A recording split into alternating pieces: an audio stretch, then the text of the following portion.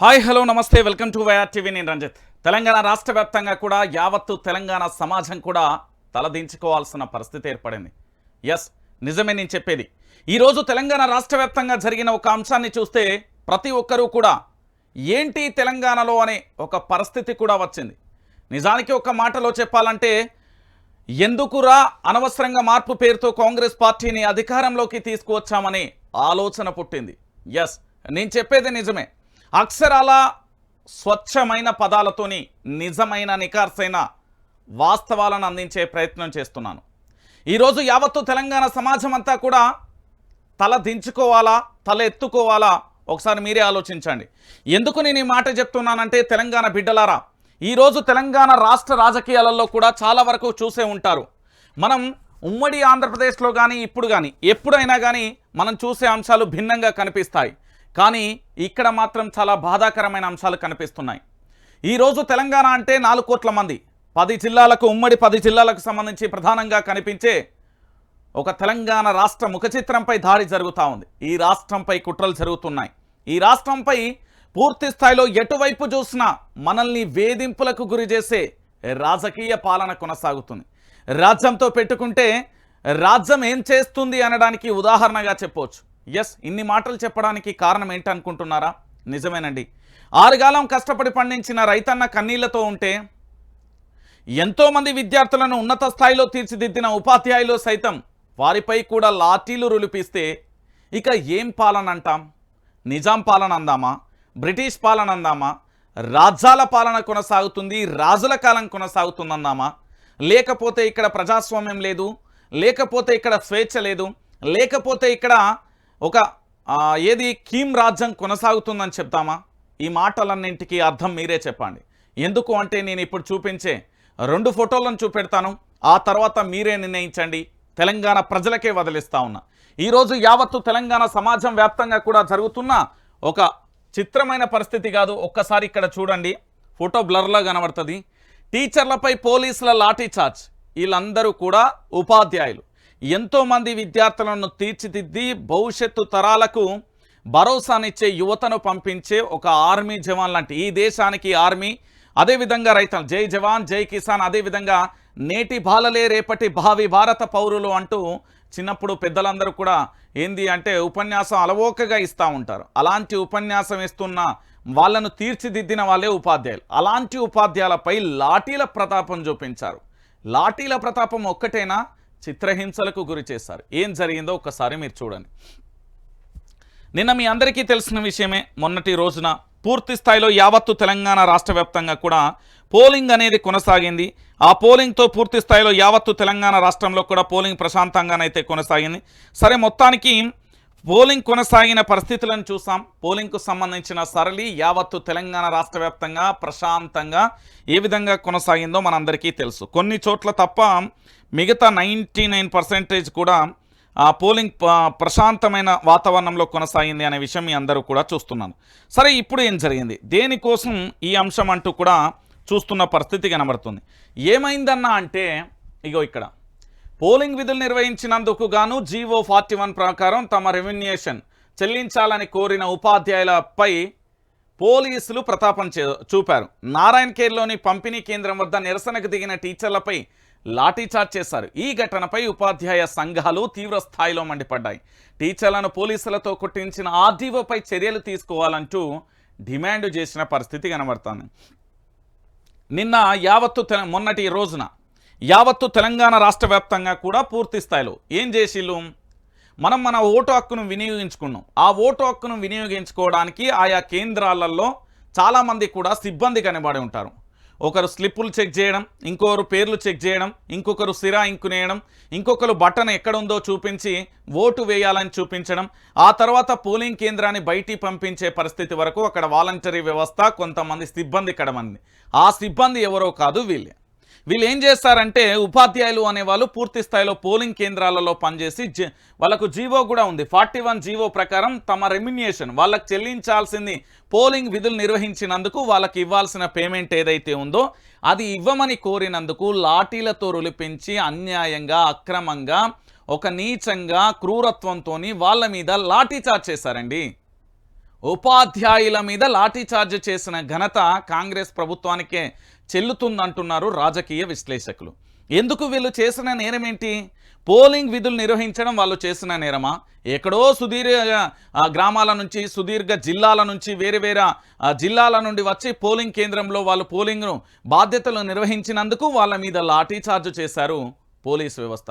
దానికి సహకరించిన ఆర్టీఓ మీద చర్యలు తీసుకో అంటే ఇప్పటికీ కూడా ప్రభుత్వం మౌనంగా వహిస్తుంది. ఎందుకు అంటే నాకు మాటలు రాగు, ప్రస్తుతానికి నేను మూగబోయాను, నాకు కళ్ళుండి చూడలేని, చెవులుండి వినలేని, మాట్లాడలేని మూగవాన్ని నా జోలికి రాకండి అంటూ ప్రభుత్వం ఒక ఏంది అంటే మౌనం వహిస్తుంది. ఈ మౌనం దేనికి అర్థం అనేది కూడా ఇప్పటి వరకు కూడా తెలంగాణ రాష్ట్ర వ్యాప్తంగా ఉన్న ప్రజలందరికీ కూడా సమాధానం చెప్పలేని పరిస్థితి కనబడింది.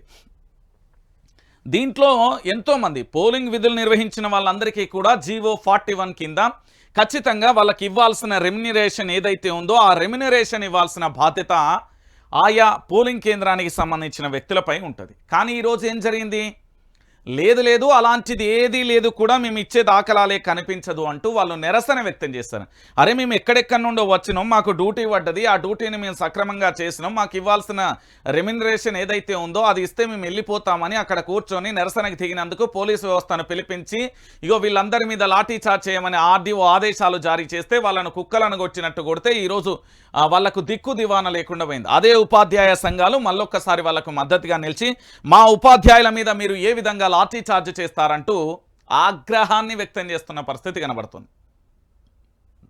బహుశా టీచర్ల మీద కూడా ఇంత తారాస్థాయిలో కూడా లాఠీ చార్జ్ చేసే అంత అధికారం, హక్కు ఇచ్చారంటే ఇక తెలంగాణలో పరిస్థితి ఏ స్థాయిలో ఉంది, తెలంగాణలో పరిస్థితి ఏ విధంగా దిగజారుతుంది, ఇది మనం తెచ్చుకున్న తెలంగాణ, మనం కొట్లాడి తెచ్చుకున్న తెలంగాణ, లేకపోతే పరాయి పాలన కింద పాలన కొనసాగిస్తుందా, లేకపోతే కనీసం అడ్మినిస్ట్రేషన్ తెలియదు, నాకు పరిపాలన ఏ విధంగా చేయాలో అర్థం కావట్లేదు అనడానికి నిదర్శనం అనేది రాష్ట్ర ప్రభుత్వం సమాధానం చెప్పాలి. రాష్ట్ర ప్రభుత్వం ఏంది అంటే పూర్తి స్థాయిలో ఎక్కడికెక్కడ నేను మొత్తం కడిగిన శుద్ధ పూసను, నాకు ఎలాంటి లేదు, శుద్ధిని శుద్ధ పూసని అని మొన్న ఒక సినిమాల పాట వచ్చింది చూడు, అలాంటివన్నీ నాకేం తెలియదు, నేను చాలా మంచోని అన్నట్టుగా వ్యవహరించే ఒక ప్రయత్నం అయితే చేస్తున్నా. దాంట్లో వండర్ఫుల్గా సక్సెస్ అయ్యి అనుకునే ప్రభుత్వానికి సంబంధించి పూర్తి స్థాయిలో ఎటువైపు చూసినా ఏ కోణాన చూసినా కూడా జరిగే పరిస్థితులు ఇదే అని మనందరికీ తెలిసిన విషయమే. నేను అందుకే చెప్తా ఉన్నా, రాష్ట్ర ప్రభుత్వానికి సంబంధించి వాళ్ళు కూడా ప్రభుత్వ ఉద్యోగులు, వాళ్ళకి ఇవ్వాల్సిన జీవో 61 కింద వాళ్ళకి ఇవ్వాల్సిన రెమ్యునరేషన్ ఇవ్వమంటే లాఠీ చార్జ్ చేస్తారా? అంటే వాళ్ళు విధులు నిర్వహించాలి, మళ్ళీ పోలీసులతోని తన్నుల పడాలి, అకారణంగా వాళ్ళ ఒంటిపై లాఠీ దెబ్బలతోని ఇంటికి పోవాలి. శబాష్, సూపర్. ఇది రాష్ట్ర కాంగ్రెస్ ప్రభుత్వానికి చెల్తుంది. తెలంగాణ రాష్ట్రంలో కాంగ్రెస్ పార్టీ ముఖ్యమంత్రి యనుమల రేవంత్ రెడ్డి గారి ఆధ్వర్యంలో కొనసాగుతున్న అద్భుతమైన పరిపాలనకు ఇది ఒక నిదర్శనం. సార్ చెప్పిండు కదా 100 రోజులకు రెఫరెండరం అని. నీ రెఫరెండరం ఫలితం ఏంది అంటే ఉపాధ్యాయులపై లాఠీ చార్జ్. పోలింగ్ సరళి కోసం వాళ్ళు పడ్డ ఆహర్నిశలు కష్టాలు కానీ, ఆ రోజు వర్షం వచ్చినా వాళ్ళు వాళ్ళ పోలింగ్ కేంద్రాలకు ఏ విధంగా చేరుకున్నారు, వాళ్ళు పడ్డ కష్టాలు ఆపసోపాలు అన్నీ పక్కన పెట్టి వాళ్ళకు జీవో 61 కింద ఇవ్వాల్సిన రెమ్యునరేషన్ ఇవ్వంటే వాళ్ళ మీద లాఠీ చార్జ్ చేసిన ఘనత, అద్భుతమైన ఘనత పాపం ఈ రాష్ట్ర ప్రభుత్వానికి, కాంగ్రెస్ ప్రభుత్వానికే చెల్తుంది. ఇక మీరే దీని మీద కామెంట్ చేయండి. ఎందుకు నేను అంటున్నానంటే వాళ్ళు పోలింగ్గా వాళ్ళ బాధ్యతలను నిర్వర్తించారండి. నిర్వర్తించిన తర్వాత వాళ్ళకు జీవో 61 ప్రకారం తమకు ఇవ్వాల్సిన రెమ్యునరేషన్ వాళ్ళు అడుక్కున్నారు. దాంట్లో తప్పింది, అడిగిన పాపానికి వాళ్ళ మీద లాఠీ చార్జ్ చేయడం, వాళ్ళని అనేక రకాలుగా ఇబ్బందులు పెట్టిన ఘనత అక్కడి ఆర్టీఓ, అక్కడి పోలీస్ వ్యవస్థకే చెల్లాలి. మళ్ళీ మేమేమో అద్భుతమైన పరిపాలన చేస్తున్నాం. ఇక తెలంగాణలో మళ్ళొక్క మాట కూడా నేను చెప్పుడు మర్చిపోయినా, ఈ తెలంగాణ రాష్ట్రంలో ఫ్రెండ్లీ పోలీస్ వ్యవస్థ లేదు. ఇది క్లియర్ కట్గా మీరు గుర్తుపెట్టుకోవాలి. అన్నా ఫ్రెండ్లీ పోలీస్ వ్యవస్థ ఉన్నది అని రాష్ట్ర డీజీపీ రవిగుప్తా గారో లేకపోతే ఎస్పీలో ఇంకెవరో చెప్పిర్రు అంటే కుదరదు. నేను ఒక వీడియో తీసుకొచ్చిన, ఒక రాష్ట్రానికి సంబంధించిన ఐపీఎస్ ఆఫీసర్, అతను పలానా జర్నలిస్ట్ రంజిత్ మీద వైఆర్టీవీ మీద కేసులు ఎట్లా పెట్టాలని ఆయన ఎక్స్ప్లెయిన్ చేసినది కూడా వీడియో, ఆడియో అన్నీ ఉన్నాయి. సదరు వ్యక్తి పోయి అడిగినందుకు ఆయన చట్టంలో ఏ విధంగా ఇరికించాలి, ఏముంటుంది చట్టంలో, ఇవాళ రేపు మర్డర్లు చేసినోడే తెల్లారి బెయిల్ మీదకి వస్తున్న రాజ్యం ఇది. ఇవాళ రేపు పరిస్థితులు ఎట్లున్నాయి తెలుసా? న్యాయస్థానాల మీద నమ్మకాలు కోల్పోయే పరిస్థితి. పోలీసుల మీద నమ్మకం అయితే నాకైతే 100% లేని బహిరంగంగా ప్రకటన చేస్తున్నా. బహిరంగంగా ప్రకటన చేస్తున్నా. నేను చెప్తున్నా కదా, నమ్మకాలు కోల్పోతున్నాం, విశ్వాసం కోల్పోతున్నాం. రక్షించాల్సిన పోలీసులే భక్షిస్తున్నారు. ఒక వ్యక్తి కూర్చోబెట్టుకొని మరీ టేబుల్ మీద ఏ విధంగా కేసులు పెట్టాలని ఎక్స్ప్లెయిన్ చేస్తున్నాడు అంటే ఇక రాష్ట్ర డీజీపీ రవిగుప్తా గారికి మీ పోలీస్ వ్యవస్థకు సెల్యూట్ నా తరపున. దేనికో భయపడతాడు, ఎందుకో భయపడతాడంటే కాదు, మీరు రాజ్యమే కావచ్చు, ఆ రాజ్యాన్ని నిలబెట్టిన ఓటర్ నేను. మీది ప్రభుత్వమే కావచ్చు, ఆ ప్రభుత్వాన్ని సక్రమంగా నడిపించే జర్నలిస్టు నేను. మీది ప్రభుత్వ పరిపాలనే కావచ్చు, ఆ ప్రభుత్వంలో లోపాలను ఎత్తి చూపే సామాన్య సగటు మానవుణ్ణి నేను. చెప్తున్నా కదా, ప్రతి విషయాన్ని క్లారిటీగా కులంకషంగా మీరు ఎంత వేగంగా నా మీద యుద్ధం చేస్తే అంతకు రెట్టింపు వేగంతో నిప్పు కణిక లెక్క ఎగిసిపడతా. యుద్ధం మొదలవుతుందిగా. ఫలితాలు రచన రాకున్నా ఫలితంతో పాటుగా ఇంకా మీకు మూల్యం కూడా మీరు బాగా చెల్లించుకోవాల్సి వస్తుంది. మీకు ఆల్రెడీ ఆరంభం మొదలైంది. నిన్న రాత్రిలి ఏదైతే ఫ్లైట్ టేక్అవుట్ అయిందో ఇక అది ఎక్కడ తెలంగాణ రాష్ట్రంలో దిగేలోపు మరి మీ ప్రభుత్వం ఉంటుందా లేదా మాకు కూడా తెలియని పరిస్థితి కనబడుతుంది.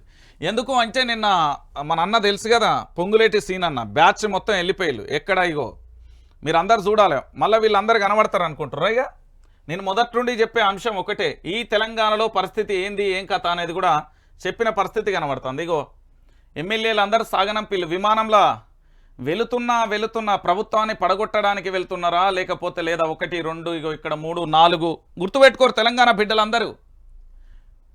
విమానంలో మన యొక్క ఎమ్మెల్యేలు వెళ్ళిపోతున్న పరిస్థితి కనబడుతుంది. మరి ప్రభుత్వాన్ని కూల్చడానికి రంగం సిద్ధమైంది అనేది కూడా ఒక తాజా అప్డేట్ అయితే వస్తుంది.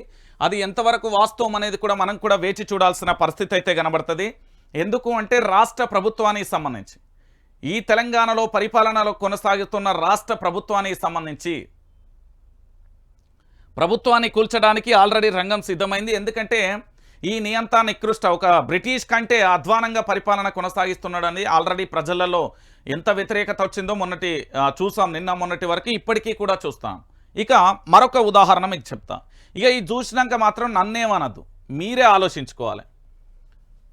ఇగో ఈ తల్లి, ఈ అక్క నా తోడబుట్టపోయినా నా తోడబుట్టిన తల్లితో సమానం. నా అక్క ఏం చేస్తుందో ఒక్కసారి చూడాలి. యాదాద్రి భువనగిరి కలెక్టర్ ఎదుట ఆకుతోట భావి తండా రైతులు మంగళవారం చేపట్టిన ఆందోళనలోని దృశ్యం ఇది. సర్కార్ సకాలంలో ధాన్యం కొనకపోవడంతో వర్షాలకు వడ్లు తడిసిపోయాయని ఆవేదన వ్యక్తం చేస్తూ రైతు కలెక్టరేట్ ఎదుట నిరసనకు దిగారు. అయితే వారిని అక్కడి నుంచి పంపించేందుకు పోలీసులు ప్రయత్నించగా తమ కష్టాలను తీర్చాలంటూ గిరిజన రైతులు పోలీస్ కాళ్ళ మీద పడ్డారు. నా గిరిజన రైతు బిడ్డలు, నా దళిత బిడ్డలు, నా సబ్బండ వర్గాలకు సంబంధించి ఎస్సీ ఎస్టీ బీసీ మైనార్టీ అన్ని వర్గాలకు సంబంధించి వ్యవసాయాన్ని చేసి ఆ వ్యవసాయం మీద ఆధారపడి పనిచేస్తున్న ఎన్నో రైతు కుటుంబాలకు సంబంధించి ఇగో ఇక్కడ మీ అందరికీ కనబడుతున్న అక్క ఉంది కదా, ఈ అక్క దృశ్యమే కనబడుతుంది. ఈ అక్క ఏం చేస్తుంది, అసలు వాస్తవానికి మాట్లాడాలంటే ఈ పోలీసుకు రైతులకు అసలు సంబంధమే లేదు. క్లియర్గా ఓపెన్గా మాట్లాడాలంటే పోలీసు వ్యవస్థకు అసలు రైతులకు వాళ్ళకు అసలు సంబంధమే లేదు. వాళ్ళు కేవలం ఎక్కడ ఎలాంటి అవాంఛనీయ సంఘటనలు జరగకుండా గ్రామాలలో, మండలాల్లో, నియోజకవర్గాల్లో, పట్టణాలలో ఏంది మన భాషలో చెప్పాలంటే మనకు ఒక జీతగాలుగా పనిచేసే వ్యవస్థ అది. ఎవరు రాష్ట్ర ముఖ్యమంత్రి కానుండి ఎమ్మెల్యేలు, ఎమ్మెల్సీలు వీళ్ళందరూ మనకు రక్షకులు. వీళ్ళందరూ గుర్తుపెట్టుకోవాలి. ఆయన పరిపాలన అందించడానికి మనకు ఎలాంటి అవాంఛనీయ సంఘటనలు జరగకుండా ఉండడానికి వీళ్ళు మనకు రక్షకులు. అయితే నేను చెప్పినట్టుగానే ఉన్నది. నా దగ్గర డేటు, ఎన్ని నిమిషాలు, ఎన్ని సెకండ్లు, ఎవరు ఎంట్రీ ఇచ్చారు, ఎవరి లోపలికి వచ్చారో, ఆ ఎస్పీ వాళ్ళతో ఏ విధంగా కేసులు పెట్టేయమని హుకుం ఏ విధంగా పేపర్ మీద ఏ విధంగా ఆర్డర్ వైజ్గా రాసిచ్చిండు అని చెప్తాం. ఇంకొకటి, మన మీద నమోదైన ఒక్కొక్క కేసుకు సంబంధించిన ఇక వీడియోలు రిలీజ్ కావడానికి రంగం సిద్ధమైనవి. ఒక్కొక్కడికి ఉత్సవడాలు. ఒక రిటైర్డ్ పంతులు గానికైతే చెప్తున్న బద్దలు బాసింగాలు కావాలి మనకి. నేను చెప్తున్నా, ఒక రిటైర్డ్ పంతులు గానికి బద్దలు బాసింగాలు కావాలి. లైవ్లోనే చెప్తున్నా. వాడు చేసే కుట్రలు కుతంత్రాలు మామూలుగా లేవు. వానికి ఎందుకు అంత ఆపసమో తెలియదు. మరి అన్నం తింటున్నాడా గడ్డి తింటున్నాడా మనకైతే తెలియదు, కానీ టూ మచ్గా వ్యవహరిస్తున్నాడు. సంబంధం లేని ఎంట్రీ ఇచ్చి వాడేదో ఏది కళ్ళల్లో నీళ్ళు ఎక్కడనో పడ్డట్టు వాడికి అసలు ఆగుతనే లేదు. చెప్తున్నా, ఒక్కొక్కటి చిట్టా కూడా బయటకు వస్తుంది. కొంచెం ఓపిక పట్టాలి మనం, అంతే. నేను చెప్తున్నా కదా. అయితే ఇక్కడ పోలీస్ వ్యవస్థకు సంబంధించి ఇగో ఇక్కడ మా అక్క, ఇగో అక్క, ఈ అక్క ఇది పోలీసు యొక్క పాదాలు, ఇవి అక్క చేతులు. ఏం చేస్తున్నాయి అంటే ఈ చేతులతోని ఆ కాళ్ళను మొక్కే ప్రయత్నం చేస్తున్నారు. ఎందుకు మొక్కుతున్నారు, ఏం అవసరం? పోలీస్ కాళ్ళ మీద పడాల్సిన దుర్మార్గమైన పరిస్థితి అయితే రాలే. మరి పోలీస్ కాళ్ళ మీద పడ్డ పరిస్థితి ఎందుకు వచ్చింది అంటే, ఆ పోలీస్ వ్యవస్థలో ఉన్న కానిస్టేబుల్ కానీ, అక్కడ ఉన్న వ్యవస్థలో పోలీసులు అక్కడి నుండి పంపించడానికి చేసే ప్రయత్నంలో ఈ అక్క కాళ్ళ మీద పడాల్సిన పరిస్థితి ఎందుకు వచ్చింది అంటే రాష్ట్ర ముఖ్యమంత్రి యనుమల రేవంత్ రెడ్డి తీసుకొచ్చిండు. రాష్ట్ర ముఖ్యమంత్రి యనుమల రేవంత్ రెడ్డి, ఈ రాష్ట్రానికి సంబంధించిన ప్రభుత్వం, ఆయా మంత్రులు, అధికారులు అందరూ దొంగలు కలిపితే దాని యొక్క ఫలితమే ఈ అక్క కానిస్టేబుల్ యొక్క కాళ్ళు మొక్కే పరిస్థితి వచ్చింది. కానిస్టేబుల్ ఆయన ఎస్ఐ ఎవరనేది మనం పక్కన పెడితే ఓ పోలీస్ కాళ్ళు మొక్కాల్సిన పరిస్థితి వచ్చింది. దేనికోసం వచ్చింది అనేది కూడా మీరు చూసారు.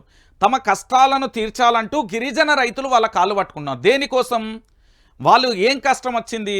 వాళ్ళు ఏంది అంటే 6 కాలం ఒక నిరంతరం వ్యవసాయం మీద చేసే శాస్త్రవేత్త కంటే ఎక్కువగా కూడా పనిచేసి వాళ్ళు ఏంది ప్రకృతి వైపరీత్యాల నుండి, ఆర్థిక కష్టాల నుండి, ఇటు రైతు కూలీల నుండి, పంటను రక్షించుకోవడానికి సాగునీళ్ళ నుంచి, ఇటు కరెంటు కష్టాల నుంచి, అన్నింటి నుంచి కూడా బయటికి వచ్చిన తర్వాత పండించిన పంటను కొనుగోలు చేయమని వేడుకుంటున్నారు. ఈ పండించిన పంటను కొనుగోలు చేయకపోవడం వల్ల ఈరోజు రైతులు ఎంత కష్టాలు పడుతున్నారు అంటే, ఈ రైతుల కష్టాలు మామూలుగా లేవండి. ఈ రైతుల కష్టాలు మామూలుగా లేవు. వాళ్ళు పండించిన పంటను మీరు ఇప్పటికీ ఓటు వేయడానికి చాలామంది వెళ్ళి ఉంటారు.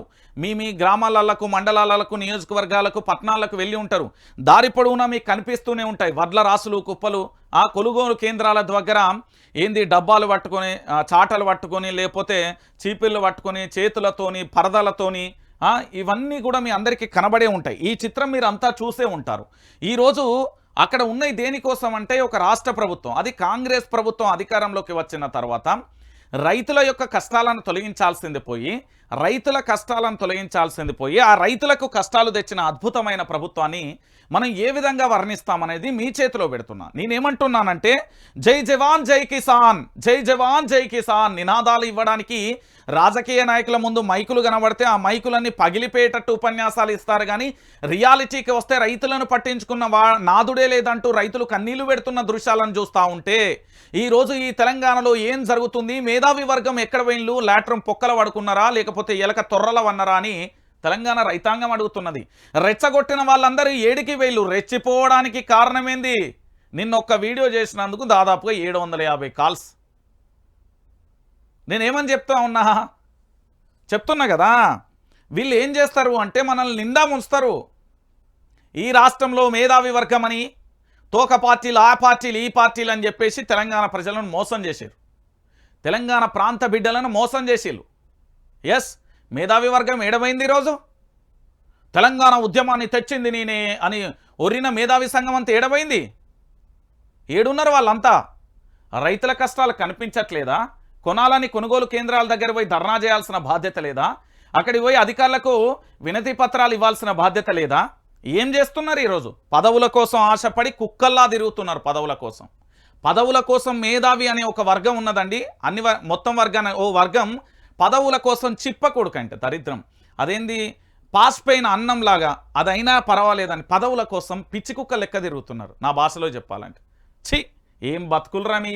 తెలంగాణ ప్రజలను మోసం చేయడమే కాకుండా మీ స్వార్థ రాజకీయాల కోసం ఈరోజు ఈ యావత్తు సమాజానికి, రైతులకు అండగా ఉండాల్సింది పోయి కనీసం కంటి చూపు కనుమేరలో కూడా కనిపించిన దుర్మార్గమైన, నీచమైన ఈ మేధావి వర్గాన్ని ఎడమకాలు చెప్పు తీసుకొని అన్నాలంటారు రైతులు ఎడమకాలు చెప్పు తీసుకొని అన్నాలంటారు. వాళ్ళు చెప్తేనే మేము కాంగ్రెస్ పార్టీకి ఓటేసినాం, వాళ్ళ వల్లనే ఈరోజు ఇంత జరిగింది. సరే, ఆ ప్రభుత్వం అయితే వచ్చింది, మరి మేధావి అనేటోడు తోక పార్టీలు, ఆ పార్టీలు, ఈ పార్టీలు అని ఎడజొచ్చినాయి. వచ్చి మేము అన్నమో రామచంద్ర అని అల్లాడిపోతున్నాం, పండించిన పంటను కొనుగోలు చేయమని చెప్తా ఉంటే ఈరోజు కనీసం కనబడతలేరు అని అంటున్నారు. ఎడమకాలు చెప్పు తీసుకొని కొట్టమంటారు రైతులు. ఇదా మీరు మేధావి వర్గం అని చెప్పేసి మేము మేధావులం, మేము ఆ సంఘానికి అధ్యక్షులం, ఈ సంఘానికి నాది ఈ పార్టీ, ఆ పార్టీ. ఎందుకురా మీ బతుకులు? తెలంగాణ రైతాంగాన్ని మోసం చేయనికా మీరు? పదవుల కోసం ఆశపడే కుక్కలు మీరు. బొక్కలెక్క ఆశపడుతున్న మీ బ్రతుకులకు అర్థం ఉందా? తెలంగాణ ఉద్యమాన్ని తెచ్చింది నేనే, తెలంగాణ రాష్ట్రాన్ని ఏలింది నేనే. నా ఊసిపోయిన ఇంటికంతా కూడా చేయలేను ఉద్యమాన్ని. ఈ లంగ బాడకవులు అందరు కలిసి ఈరోజు రైతులకు అంత 6 కాలం కష్టపడతా ఉంటే ఒక్క బాడకవన్న పోయిండా? ఒక్క బాడకవన్న పోయి పరామర్శించిండా? అక్కడ ఉండే ఆర్డీఓనో, లేకపోతే కలెక్టర్నో, లేకపోతే అక్కడ వ్యవసాయ శాఖ అధికారులు, లేకపోతే ఇక్కడ జిల్లా రాష్ట్రానికి సంబంధించిన సిఎస్నో కలిసి ఆ వరకు కొనుగోలు చేయండి రా నాయన అని చెప్పడానికి ఏం రోగం వచ్చింది వీళ్ళకు? పదవుల కాసపడే దద్దమ్మలు వీళ్ళ మాట్లాడేది. మళ్ళా వీళ్ళు మాట్లాడతారు, వీళ్ళు ప్రచారం చేస్తారు. చిప్పకుడు తినే బాడకవులు. జైల్లది కాదు ఇల్లది.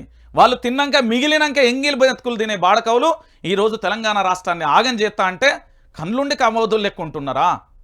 ఏది అక్కడ కాంట్రాక్టర్లు ఎవరు మహిళ రామేశ్వరం ఎల్ఎన్టీకి సంబంధించిన వాళ్ళ దగ్గరికి పోయి బ్యాగులు తెచ్చుకునే ఈ సన్నాసులు మాట్లాడుతున్నారు. ఈరోజు కుక్కలు లెక్క బొక్క కాశపడ్డట్టు ఆ బ్యాగులు తెచ్చుకున్నారు. ఉన్నాయి వీడియోలు అన్నీ వస్తాయి. ఆదేశాలు రాని ఆగం చేస్తా తెలంగాణలో ఉండే ఒక్కొక్క మేధావి ఎవ్వడు సుఖం పూసం కదా. అందరు దొంగనా కొడుకులే, అందరూ దొంగనా కొడుకులే. నేను చూపెడతా కదా, సాక్ష్యాలతో సహా ఉన్నాయి. ఈరోజు రైతాంగం ఇంత కష్టపడతా ఉంటే కాళ్ళు పట్టుకొచ్చే పరిస్థితి తీసుకొచ్చిందండి కాంగ్రెస్ పార్టీ. ఇంతకంటే దారుణం ఇంకేముంటుందన్నా? తెలంగాణ ప్రజలు ఆలోచించండి. నీ మాట్లాడేది తప్ప? తెలంగాణ ప్రాంత బిడ్డగా నాకు హక్కు లేదా? ఏడున్నారు మేధావులందరూ.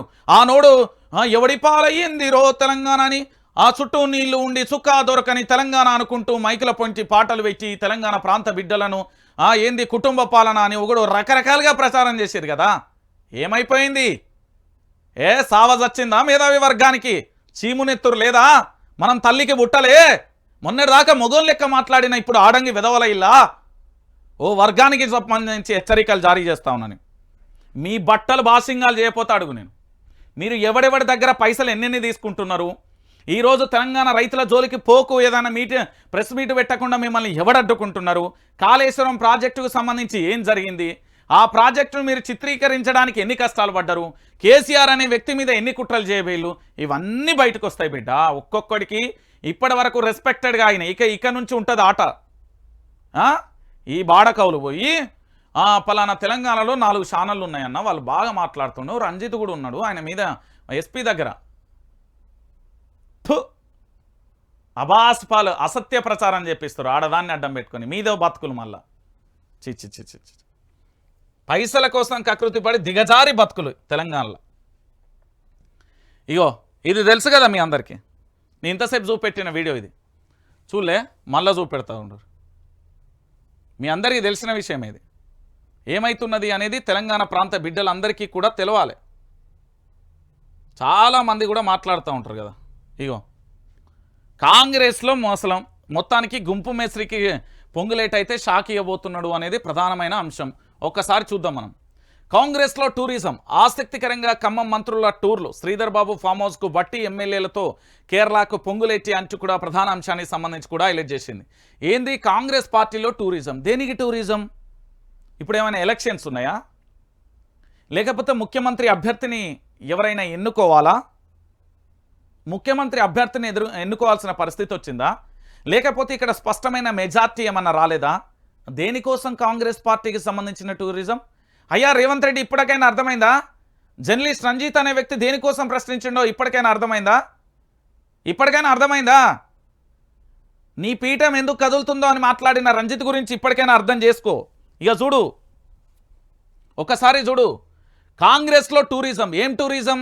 మొన్నటి వరకు పార్లమెంట్ ఎన్నికలు కదా, ఎండాకాలంలో చెమటోర్చి రక్తాన్ని మొత్తం చెమట చుక్కగా మార్చి వీళ్ళు ప్రచారం చేసిరు కదా, అందుకు టూరిజం అనుకుంటారా? తప్పు అదే, మీరు పప్పులో కాలేసినట్టే. ఎన్నికల తెల్లారే టూర్లు, రాజకీయ వర్గాలలో జోరుగా చర్చ. పట్టభద్రుల ఎమ్మెల్సీ ఎన్నికల సమీక్షకు మంత్రుల డుమ్మా. లోక్సభ ఓటింగ్పై కాంగ్రెస్ సమీక్షా సమావేశానికి గైహాజరు. మంత్రి శ్రీధర్ బాబుతో కలిసి ఆయన స్వగ్రామం ధన్వాడలో పూజలు చేస్తున్న డిప్యూటీ సీఎం భట్టి. ఎమ్మెల్యేలతో కలిసి విమానంలో కొచ్చిన్కు బయలుదేరిన పొంగులేటి. ఇక మొత్తానికి రేవంత్ ఇలాకాలో కాంగ్రెస్కు రిక్తహస్తం. మహబూబ్ నగర్లో 2 లక్షల మెజార్టీ సాధిస్తామని బీజేపీ నేత డీకే అరుణ ధీమా. స్వల్ప మెజార్టీతో గట్టెక్తామేమో. ఫలితాలపై కాంగ్రెస్లో దింపుడు కల్లం ఆశ. సిట్టింగ్ సీటు మల్కాజిగిరిలో సేమ్ సీన్. ఓటింగ్పై కాంగ్రెస్లో ఊహాగానాలు. మొత్తానికి 13 సీట్లు గెలుస్తున్నాం. కాంగ్రెస్కు పక్కా 9 స్థానాలు. కంటోన్మెంట్లో 20,000 మెజార్టీ ఖాయం. దేశంలో బీజేపీకి 210 స్థానాలు మించవు. మీడియాతో ముఖ్యమంత్రి రేవంత్ రెడ్డికి ఆగస్టు సంక్షోభం. రాష్ట్రానికి పెను ప్రమాదంలో నెడుతున్న కాంగ్రెస్ ప్రభుత్వం. గ్యారంటీలను నమ్మని ప్రజలు. 12 సీట్లతో మేము గెలవబోతున్నాం. బీజేపీ ఎంపీ కె లక్ష్మణ్ అంటూ కూడా ప్రధాన అంశానికి సంబంధించి కూడా హైలైట్ చేసిన పరిస్థితి. ఏమైతుంది ఇక్కడ? ఆగస్టులో తెలంగాణలో ఉన్న కాంగ్రెస్ ప్రభుత్వం కూలబోతున్నది. ఎవిడెన్సా? రైట్. ఒక్క నిమిషం, నేను ఒక పెద్ద మనిషికి ఫోన్ చేస్తాను. తెలంగాణకు సంబంధం లేని పెద్ద మనిషి ఆయన, తెలంగాణ రాష్ట్రాలకు సంబంధం లేని పెద్ద మనిషి. ఆయనతో మనందరం ఒకసారి మనం మాట్లాడాలి. ఎందుకు మాట్లాడాలి అంటే తెలంగాణ రాష్ట్ర వ్యాప్తంగా కూడా జరుగుతున్న అంశాలు ఏంది, వాస్తవాలు ఏంది అనేది ఆయనతో ఒకసారి మనం మాట్లాడదాం. ఆయనే చెప్తాడు. ఎందుకంటే ఈ తెలంగాణలో ఏం జరుగుతుంది, ఏం కథ, తెలంగాణ రాష్ట్ర వ్యాప్తంగా జరుగుతున్న ప్రధానమైన అంశం ఏంది, ఎందుకు ఈ విధంగా జరుగుతుంది అనేది ఒకసారి మనం చూసే ప్రయత్నం అయితే చేద్దాం. ఎందుకంటే తెలంగాణ బిడ్డలందరికీ తెలవాలి కదా ఈ తెలంగాణలో జరుగుతున్న, ఒకసారి కలపవా సార్కు చూడురి ఏం జరుగుతున్నది అంటే రేవంత్ రెడ్డి పీఠానికి ప్రమాదం ఏర్పడింది. రేవంత్ రెడ్డికి రాజీనామా పత్రాన్ని సిద్ధం చేసుకోవాల్సిన సమయం ఆసన్నమైపోయింది. తన యొక్క 150 రోజుల ప్రభుత్వానికి రెఫరెండంగా ఆ పార్టీకి సంబంధించిన మంత్రులు ఎమ్మెల్యేలు ఇక ఆయన పీఠాన్ని కుర్చీదించేందుకు రంగం సిద్ధం చేసుకున్నారు. ఎందుకు అంటే సముద్రం, కాంగ్రెస్ పార్టీ అనేది సముద్రం, అలా కొట్టుకుంటారు, తిట్టుకుంటారు, తన్నుకుంటారు, ఏదైనా చేసుకుంటారు.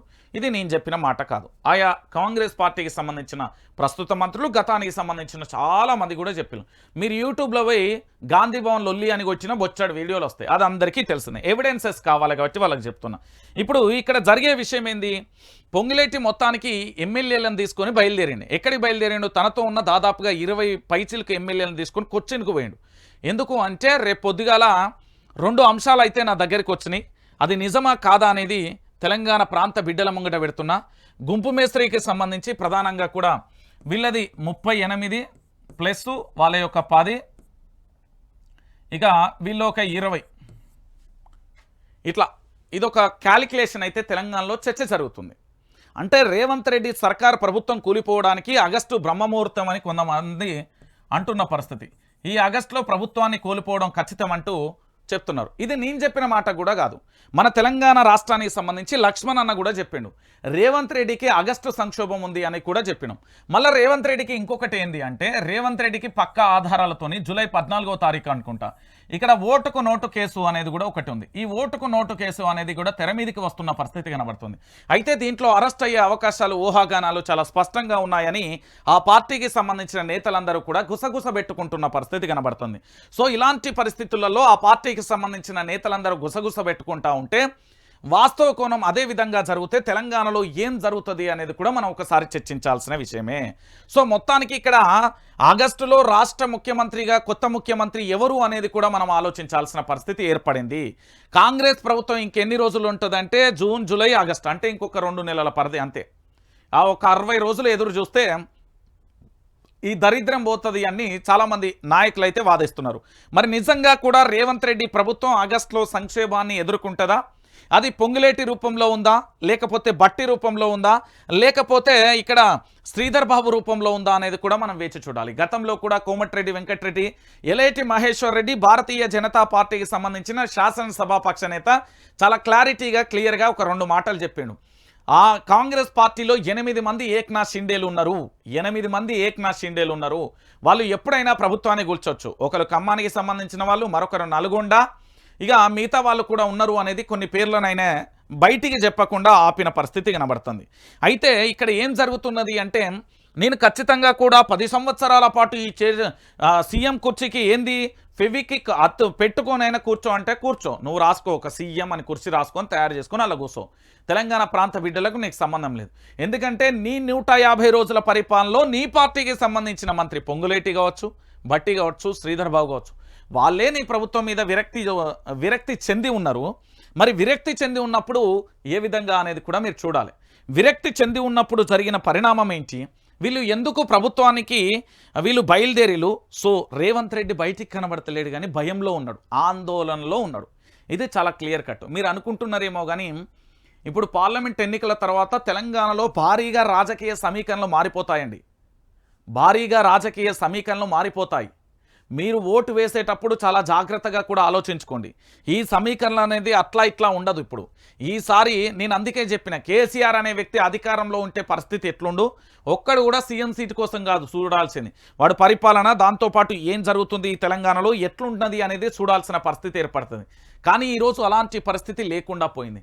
నాది ఏంది అంటే సీఎం కుర్చీ అంటే వీళ్ళ ఏంటంటే ఒక ఇస్తారా, కుక్కలు చింపిన ఇస్తారా లెక్క అయిపోయింది సీఎం కుర్చీ అంటే కాంగ్రెస్ పార్టీకి. అది 4 కోట్ల మంది జీవితాల యొక్క తలరాతను మార్చే కుర్చీ అనేది మర్చిపోయలేరు. నేను చెప్తున్నా కదా, నేనేం చెప్తున్నా అంటే తెలంగాణ బిడ్డలందరూ కూడా ఆలోచించాలి. ఈరోజు శ్రీధర్ బాబుతో కలిసి బట్టి విక్రమార్కనేమో శ్రీధర్ బాబు ఉల్లి ఉన్నాడు, ఇక్కడ కొచ్చిన్కేమో పొంగులేటి శ్రీనివాసరెడ్డి బయలుదేరిండు. అంటే ఖచ్చితంగా కూడా ఏం జరుగుతుంది అనేది ఒక్కసారి ఆలోచిద్దాం. పార్లమెంట్ ఎన్నికల పోలింగ్ మూసిన మరుసటి రోజే అధికార కాంగ్రెస్ పార్టీలో చోటు చేసుకున్న 2 పరిణామాలు అటు పార్టీ వర్గాలలోనూ ఇటు రాజకీయ వర్గాలలోనూ హాట్ టాపిక్గా మారాయి. సాధారణంగా ఏ పార్టీ అయినా పోలింగ్ మూసాక ఓటింగ్ సరళి పార్టీ విజయ అవకాశాలను సమీక్షించుకుంటాయి. పిసిసి అధ్యక్షుడు సీఎం రేవంత్ రెడ్డి మంగళవారం తన ఇంట్లో పార్టీ ముఖ్య నాయకులతో పార్లమెంట్ ఎన్నికలపై సమీక్షించారు. ఈ సమావేశానికి డిప్యూటీ సీఎం బట్టి విక్రమార్క హాజరు కాలే.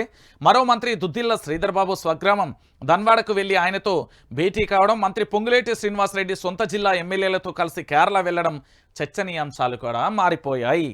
అంటే రేవంత్ రెడ్డి ప్రభుత్వం సంక్షోభంలో ఉంది. రేవంత్ రెడ్డి ప్రభుత్వం ఎప్పుడైనా కూలవచ్చు, ఈ కాంగ్రెస్ ప్రభుత్వం ఎప్పుడైనా కూలిపోవచ్చు. కాంగ్రెస్ అవుట్ అనేది మీరు గుర్తుపెట్టుకోవాలి. ఇది ఎందుకు నేనేమో కల్పితాలు చెప్పట్లే, ఇక్కడ జరుగుతున్న పరిణామాలు చూడండి. ఇప్పుడు మొన్ననే కదా ఎన్నికల ఓటింగ్ అయిపోయింది. నిన్న ఏం చేయాలి వీళ్ళందరూ? రాష్ట్ర ముఖ్యమంత్రో లేకపోతే సెక్రటరీనో లేకపోతే వాళ్ళ గాంధీ భవన్లో కూర్చొని మనం ఎన్ని గెలుస్తున్నాం ఎన్ని ఓడిపోతున్నాం అనేది ఒకటి ఫోకస్ చేయాలి. తర్వాత ఏం చేయాలి? ఎమ్మెల్సీ మెంబర్ ఆఫ్ లెజిస్లేటివ్ కౌన్సిల్కు సంబంధించిన పట్టభద్రుల ఎమ్మెల్సీ ఉప ఎన్నిక ఉన్నది, దాన్ని ఎట్లా గెలిపించుకుందామని చూడాలి. కానీ ఇది అది కాదు. ఇక్కడ వీళ్ళందరూ పోయి శ్రీధర్ బాబుతోని బట్టి విక్రమార్క ఈయన పంచాయతీ పొంగులేటి ఏకంగా ఎమ్మెల్యేలను వేసుకొని జంపు జలాని ఎటు కేరళ కొచ్చిని పోయిండు ఆయన. ఇక వత్తడా అయిపోయా. ఇక మీరు కూడా ఆలోచించాలి. ఇక ప్రభుత్వం మారిపోవడానికి ఇంత మంచి స్పష్టమైనగా కళ్ళకు కనిపించే నిజాలు అన్నట్టు. ఇక గుంపు మేస్త్రి పని అవుట్ అనేది తెలంగాణ ప్రాంత బిడ్డలు అంటున్నారు. ఇక దానితో పాటుగా మరొక అంశం ఏంది అంటే ఇక్కడ బీఆర్ఎస్ కౌన్సిలర్ మీద దాడి చేసిరని ఒక్కసారి చూడు. మళ్ళీ అది ఎక్కడ అనుకుంటున్నారు? పోలీసుల సమక్షంలోనే. అయ్యా పోలీసులు ఒంటి మీద వేసుకున్న యూనిఫామ్తో మేము రాష్ట్రానికి రక్షించే పోలీసులమని ఇట్లా అంటారు కదా. ఆ కండ్ల ముంగట ఆ పోలీసు వ్యవస్థ ముంగటనే జరిగిన ఒక సంచలనమైన నిజాలు ఇవి చూపెట్టాలనా? చూడండి, ఇక్కడ కనబడుతున్నాడు కదా ఈయన కర్ర పట్టుకొని. ఎవరినే? బీఆర్ఎస్ కౌన్సిలర్లపై కాంగ్రెస్ దాడి. పోలీసులు చూస్తుండగానే ఇంట్లోకి వెళ్లి దౌర్జన్యం. కర్రలతో దాడిలో కౌన్సిలర్ భర్తకు తీవ్ర గాయాలు. అశ్వరావుపేట బీఆర్ఎస్ కార్యకర్తపై పోలీసుల దాష్టికం. కాంగ్రెస్ నేతపైన ఫిర్యాదు చేసినందుకు దాడి. బాధితుడికి మద్దతుగా ఆదివాసీల రాస్తోరోకా. ఏం జరిగింది? ఈయన కర్ర పట్టుకొని పోతుంటే కాంగ్రెస్ పార్టీకి సంబంధించిన నాయకుడు ఆయన కర్ర పట్టుకొని పోతుంటే ఆడ ఏదో సినిమా నడుస్తున్నట్టు చూస్తున్నారు పోలీసులు. అశ్వరావుపేటలో జరిగింది. ఇది నిన్న జరిగినది. అశ్వరావుపేటలో నిన్న జరిగింది. బాధితుడికి మనం నిన్న కాల్ కూడా చేసినాం, అందుబాటులోకి రాలే. కానీ ఆడ జరిగింది ఏంటంటే అశ్వరావుపేటలో బీఆర్ఎస్ కార్యకర్త మీద పోలీసులు దాష్టికం వ్యవహరిస్తూ ఉంటే ఇక్కడ ఈయన కర్ర పట్టుకొని పోతా ఉంటే దాడికి సంబంధించి పోలీసులు సినిమా చూసినాడు. ఏమి సినిమాలు చూస్తున్నారయ్యో పోలీసులారా అనే పాటలు రాయాల్సి వస్తుంది ఈ తెలంగాణలో. ఈ తెలంగాణలో భవిష్యత్తులో రాయాల్సిన పరిస్థితులు ఏర్పడతాయి. మనదేం బీహార్ కాదు, మనదేం ఉత్తరప్రదేశ్ కాదు, మనదేం కడప జిల్లా రాజకీయాలు కాదు. మనది తెలంగాణ. శాంతియుతంగా ఉండే ఈ తెలంగాణ ప్రాంతంలో అగ్గిరాజేసే ప్రయత్నం జరుగుతున్నది అనే విషయాన్ని ఈ తెలంగాణ యావత్తు సమాజం గుర్తుపెట్టుకోవాలి. అన్నా పోలీస్ వ్యవస్థ ఉందన్నా, అన్నా ఎక్కడదన్నా వ్యవస్థ? రక్షించిన వాళ్ళే భక్షించాలని చూస్తున్నారే, భయభ్రాంతులకు గురి చేస్తున్నారే. నా ఆఫీస్ చుట్టూ ఎన్నిసార్లు తిరిగిలో విత్ సీసీ కెమెరా ఫుటేజ్ ఉందే. ఇక్కడ ఉన్న ఏరియా లోకల్ లీడర్లతో ఎవరెవరికి ఎన్నిసార్లు ఫోన్ చేసి మాట్లాడిలో ఉన్నది రికార్డు ఉంది, ఆన్ రికార్డ్ నేను చెప్తున్నా. ఇది అలాంటి పోలీసు వ్యవస్థ మీద మీకు నమ్మకం ఎట్లా వస్తుంది? అందుకే నా సొంత సైన్యాన్ని రెడీ చేసిన. నా రాజ్యాంగం అమల్లో ఉంది. ఇప్పుడు నాకైతే నాదే ఉంది, భారత రాజ్యాంగం రాష్ట్ర వ్యాప్తంగా. కానీ ఎందుకంటే మన హక్కులకు భంగం వాటిల్లినప్పుడు మన రాజ్యాంగం అనేది ఒకటి ఉంటుంది. చెప్తా. ఇద్దరు పెద్ద మనుషులు పంచాయతీ అని చెప్పి పరువు నష్టం దావా చేసినట్టు వేసి ఈరోజు ఎట్లా టార్చర్ పెట్టిలు. ప్రతిరోజు మనం సైలెంట్గా ఉండి అన్నీ రికార్డ్ చేసి పెట్టినా ఇప్పుడు వస్తాయి. వాళ్ళ ఇంట్లోకి వెళ్ళినప్పుడు కూర్చున్నప్పుడు వాళ్ళు ఏమేమి మాట్లాడాలో అన్నీ వస్తాయి. కొంచెం తొందరపడకండి. ఒక్కొక్కటి బద్దలు బాసింగాలు చేయాల్సిన సమయం కూడా ఆసన్నమైంది. వాళ్ళు యుద్ధం మొదలు పెడితే మనం అణుబాంబు లెక్క విస్ఫోటనమే చేయాలి, లేకపోతే కుదరదీడా. నేను చెప్తున్నా కదా. ఎందుకు అంటే ఇక్కడ బీఆర్ఎస్ పార్టీకి సంబంధించిన కౌన్సిలర్ భర్త కాంగ్రెస్ పార్టీ దాడి చేస్తుంటే ఆడేదో సినిమా నడుస్తున్నట్టు పోలీసు వాళ్ళు చూస్తూ ఉంటారు. అశ్వరావుపేటలోనేమో బీఆర్ఎస్ కార్యకర్తల మీద పోలీసులు దాష్టికం చేస్తూ ఉంటారు. ఇంత జరుగుతున్న పాపం డీజీపీ రవిగుప్తా గారికి మీరు సెల్యూట్ సార్. మీరు అసలు ఇంత ఓపికతో ఎట్లున్నారో నాకైతే అర్థం కావట్లేదు. Really I appreciate. నిజంగా మిమ్మల్ని నేను అభినందిస్తున్నా. ఇది తెలంగాణలో పరిపాలన. ఇక దీని గురించి మాట్లాడమంటే మాట్లాడే మొగోరు లేడు. ఇక బీజేపీతో కాంగ్రెస్ డమ్మీ ఫైట్. ఇది కేటీఆర్ అన్న నువ్వు చెప్పుడేందే? యావత్తు తెలంగాణలో చదువుకున్న పోరానికి మీసం ఏది మూతి మీద మీసం ఉన్న మొలిసిన ప్రతి మొగోడికి తెలిసింది వాళ్ళు ఏం చేసిర్రు ఏం కథ అనేది. ఏముంటుంది బీజేపీతో కాంగ్రెస్ డమ్మీ ఫైట్. ఆ రెండు జాతీయ పార్టీలు ముచ్చెమటలు పట్టించాం. కేంద్రంలో ప్రభుత్వ ఏర్పాట్లో ప్రాంతీయ పార్టీలదే హవా. జాతీయ రాజకీయాలలో నిర్ణయాత్మకమైన పాత్ర పోషిస్తాం. కేసీఆర్ బస్సు యాత్రలో తెలంగాణ రాజకీయాలలో మలుపు.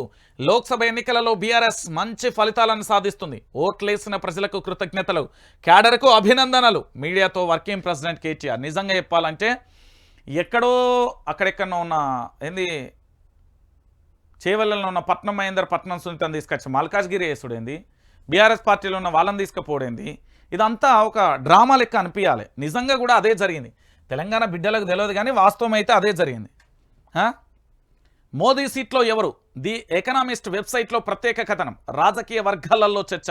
4 దశలలో పడిపోయిన పోలింగ్ శాతం, మోదీపై ప్రజలలో పెరుగుతున్న అసంతృప్తి, వైరసీ బీజేపీలోనూ మొదలైన అంతర్మదనం.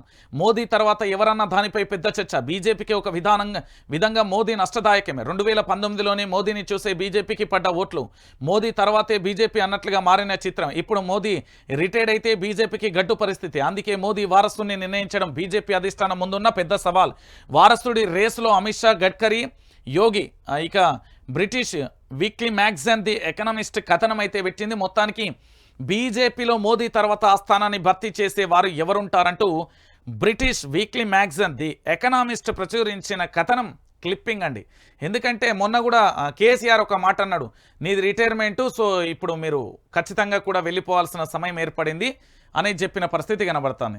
సో మొత్తానికి ఇక్కడ నిన్న అరవింద్ కేజ్రీవాల్ కూడా ఒక సంచలనమైన వ్యాఖ్య చేస్తారు. బీజేపీలో అన్నీ తానై నడిపిస్తున్న ప్రధాని మోదీ తర్వాత ఆయన రాజకీయ వారసత్వాన్ని కొనసాగించేదెవరు? బెయిల్పై ఇటీవల విడుదలైన ఆప్ జాతీయ కన్వీనర్ అరవింద్ కేజ్రీవాల్ లేవనెత్తిన ఈ ప్రశ్న దేశీయ రాజకీయాలలో ప్రస్తుతం తీవ్ర చర్చనీయాంశమవుతున్నది. అయితే ప్రధాని మోదీపై ప్రజలలో అసంతృప్తి పెరుగుతున్నదని, దీంతో మోదీ వారసుడు ఎవరన్న దానిపై బీజేపీలోనూ పెద్ద ఎత్తున చర్చ మొదలైంది. బ్రిటిష్ వీక్లీ మ్యాగజైన్లోనూ ది ఎకనామిస్ట్ అనే ఓ ప్రత్యేక కథనంలో పేర్కొంది. దీనివల్ల మోదీ వల్ల బీజేపీ ఓ రకంగా నష్టమేనని పేర్కొన్న వార్తా పత్రిక దానికి గల కారణాలను కూడా వివరించింది. అలాగే మోదీ తర్వాత యోగి ఆదిత్యనాథ్, అమిత్ షా, దాంతోపాటు నితిన్ గడ్కరీ సంబంధించిన వాళ్ళ పేర్లు కూడా వచ్చినాయి. నిజంగా మోదీ స్థానంలో ఊకోవాల్సింది ఒక రకంగా చెప్పాలంటే నితిన్ గడ్కరీ అసలు సిసలైన వారసుడు. ఆయనకు వారసుడు కాదు, అసలు ఈయన శిష్యుడే మోదీ. కానీ ఈరోజు ఏంటంటే బండ్లు ఓడలైపోయినాయి. సో రేపు భవిష్యత్తులో ఏం జరుగుతుంది అనేది కూడా చూడాలి. మోదీ మీద ఒక యూట్యూబర్ ధృవతారే అనుకుంటా ఏమో రచ్చ చేస్తున్నాడు. ఏకి పారేస్తాను మోడీని, హిట్లర్ లెక్క చెప్పేస్తాను. నిజంగా కూడా మోడీ పరిపాలన దేవుళ్ళు అని కొలిచే వాళ్ళందరూ కూడా దేనికి గోలుస్తున్నారు ఏం కథ అంటే, నిజంగా తెలంగాణలో దేశంలో పెట్రోల్ రేట్లు తగ్గినాయా? ప్రభుత్వ రంగ సంస్థలను ప్రైవేట్ పరం చేస్తున్నారు కదా, దాంతో పాటుగా ఉద్యోగాలు ఇవ్వలేదు కదా, దేశంలో పెట్టుబడులు ఏవచ్చినాయని అదే దేవుళ్ళుగా గొలిచే వ్యక్తులను అడిగితే సమాధానం లేని పరిస్థితి కనబడుతుంది. సో నిజంగా కూడా మోదీ పని అయిపోయింది అనేది కూడా ప్రధానంగా కనబడుతుంది. సో ఇక బీజేపీకి మ్యాజిక్ ఫిగర్ కూడా 200 సీట్లే కష్టమంటూ సైఫాలజిస్టులు 7 అంశాలను బట్టి విశ్లేషిస్తున్న రాజకీయ నిపుణులు. పూర్తి స్థాయిలో కూడా 4 దశలలో పోలింగ్లో భారీగా తగ్గిన ఓటింగ్, మార్కెట్ల కుదేలు, ప్రధాని ప్రసంగాలే సంకేతం అంటూ కూడా చెప్పిన పరిస్థితి కనబడుతుంది. సో మొత్తానికి యావత్ దేశవ్యాప్తంగా భారతీయ జనతా పార్టీ అధికారంలోకి రావడం చాలా కష్టం. ప్రాంతీయ పార్టీలు క్రియాశీలకంగా వ్యవహరించడం అనేది జరగబోతుంది అనేది మరొక అంశం.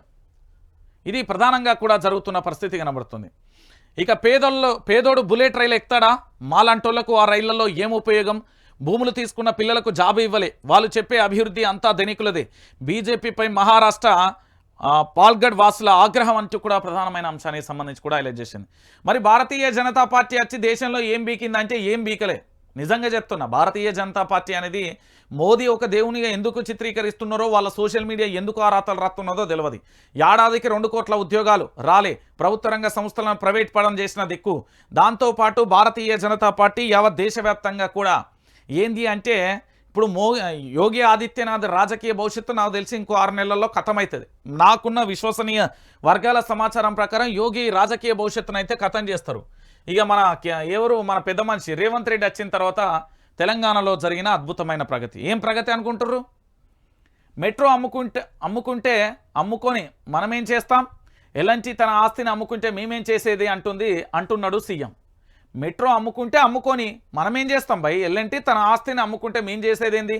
వారి ఆస్తిని వాళ్ళు ఎప్పుడైనా అమ్ముకోవచ్చు. రైతు రుణమాఫీ, ధాన్యం కొనుగోళ్లపై దృష్టి, కరెంటు సమస్యలపై బద్నాం చేస్తున్నారు. జిల్లాలను పునర్వ్యవస్థీకరించి తీరుతాం. అఖిలపక్షంతో చర్చించాకే ధరణిపై నిర్ణయం. రేషన్ షాపులలో బియ్యం, 9 రకాల వస్తువులు.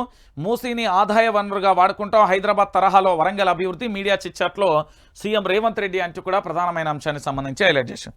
సో మొత్తానికి ఇక్కడ జరిగిన విషయం ఏంటి అంటే, వాళ్ళ ఆస్తి వాళ్ళు అమ్ముకుంటారు, అంతే కదా. మేము ఓటేసినాం, నువ్వు అద్దనుకుంటున్నావు. ఓట్ ఫర్ రికాల్ అనేది ఒకటి చెప్పిండు కదా, మా మిత్రుడు చెప్పిండు. ఓట్ ఫర్ రికాల్ చేసి నిన్ను దించుతాం. మరి దిగుతావా? నీ కుర్చీ కూడా మా ఆస్తి, నువ్వు మాకు వద్దు అంటున్నాం. నువ్వు తప్ప ఎవరైనా ముఖ్యమంత్రి అయినా పర్వాలేదు అంటున్నావు. మరి దిగు. మాట్లాడడానికి నోరాది ఇంకేమన్నానా? అడ్డు అదుపు లేదా?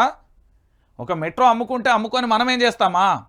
మెట్రో ఇక తన యొక్క లక్ష్యాన్ని ముద్దాడలే. పాత బస్తీ మీదుగా, శంషాబాద్ మీదుగా తన యొక్క విస్తరణ జరగాలి. తన యొక్క కారిడార్ను పెంచాలి. పెంచక ముందే ఆదిలోనే అంతమైపోతా ఉంటే ఇక ఏం మాట్లాడతావు నువ్వు? ఇదా నువ్వు మాట్లాడేది? మాట్లాడేది ఇదా? ఒక రాష్ట్ర ముఖ్యమంత్రి ఎల్ఎన్టీ తన ఆస్తిని అమ్ముకుంటే అమ్ముకోనియా? అరే, అభివృద్ధి చెందించాల్సిన హైదరాబాదును రేపు పొద్దుగాల పెట్టుబడులు ఎట్లొస్తాయనుకుంటాను? మనకు తెలియ. పెట్టుబడులు అంటే ఏంటి అంటాడు మళ్ళీ సారు. పెట్టుబడులు ఏంటి అంటే మళ్ళీ ఏంది అని అంటాడు. ఇక ఈయన గురించి మనం చెప్తే ఇక మన ఇజ్జత్ పోతాయి. నేను చెప్తున్నా కదా, ఆయనకి ఏం తెలియదండి. తెలంగాణ ప్రజలు అనుకుంటున్నారు కానీ.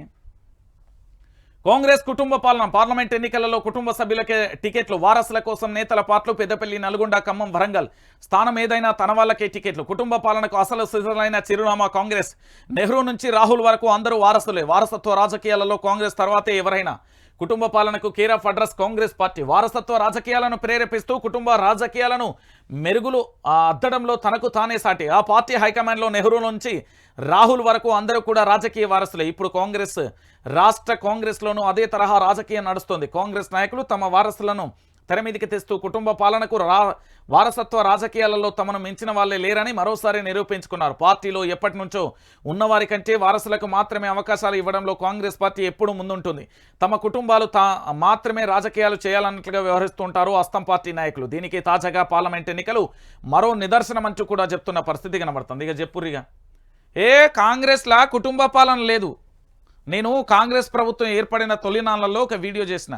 కుటుంబ పాలనకు care of address Congress party, BRS party కాదు.